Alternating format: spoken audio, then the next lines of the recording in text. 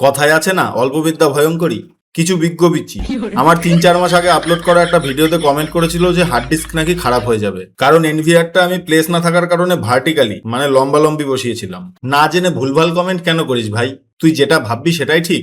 আচ্ছা, এই DVR NVR এর পেছনে কোম্পানি যে দুটো ফুটো বা হ্যাঙ্গিং পয়েন্ট রাখে, এগুলো কি কোম্পানি ডিজাইনের জন্য দেয় নাকি ওয়ালে হ্যাং করার জন্য দেয়? কোম্পানি অপশন দিয়ে রেখেছে যাতে প্লেস না থাকলে দেওয়ালে ফটো ফ্রেমের মতো হ্যাং করা যায়। আর ডিভিআর এনভিআর এর ভেতরে হার্ড ডিস্ক স্ক্রু দিয়ে আটকানো থাকে। ওটা সোজা থাক, উল্টো থাক বা দাঁড় করিয়ে রাখা থাক, তার স্পিন বা ডেটা রিড করতে কোনো যায় আসে না। তাই তোদের যদি বেশি চুলকানি থাকে তাহলে সিগেটের অফিসিয়াল ওয়েবসাইটটা খুলে দেখিস। কোম্পানি নিজেই বড় বড় অক্ষরে লিখে রেখেছে, হার্ড ডিস্ক সোজা করো, উল্টো করো বা লম্বালম্বি দাঁড় করাও, তাতে কোনো তফাৎ পড়ে না। আসল কন্ডিশন হলো চলন্ত অবস্থায় ওটাকে একেবারেই নাড়াচাড়া করা যাবে না। তোরা কি কোম্পানির ইঞ্জিনিয়ারদের থেকে বড় বিজ্ঞানী হয়ে গেছিস?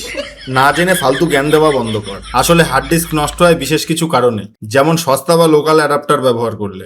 এনভিআর এমন জায়গায় রাখা যেখানে হাওয়া বাতাস চলাচল করে না, তাই গরমে হার্ড ডিস্ক তাড়াতাড়ি নষ্ট হয়ে যায়। আর সবচেয়ে বড় কারণ হলো বারবার কারেন্ট চলে যাওয়া। হার্ড ডিস্কের ভেতরে একটা সিডির মতো চাকতি বা প্লেটার থাকে, যেটা মিনিটে প্রায় 5400 থেকে 7200 বার ঘোরে। আর তার উপর একটা রিডার হেড খুব সামান্য দূরত্ব বজায় রেখে ডেটা রিড করে। যখন ডিভিআর বা এনভিআর সচল থাকে তখন ওই হেডটা প্লেটারের উপর খুব দ্রুত যাতায়াত করে। এই অবস্থায় হঠাৎ কারেন্ট চলে গেলে হেড তার নির্দিষ্ট পজিশনে পৌঁছতে পারে না, ফলে ওই চাকতির ওপর আছড়ে পড়ে স্ক্র্যাচ ফেলে দেয়, যাকে টেকনিক্যাল ভাষায় বলে হেড ক্র্যাশ।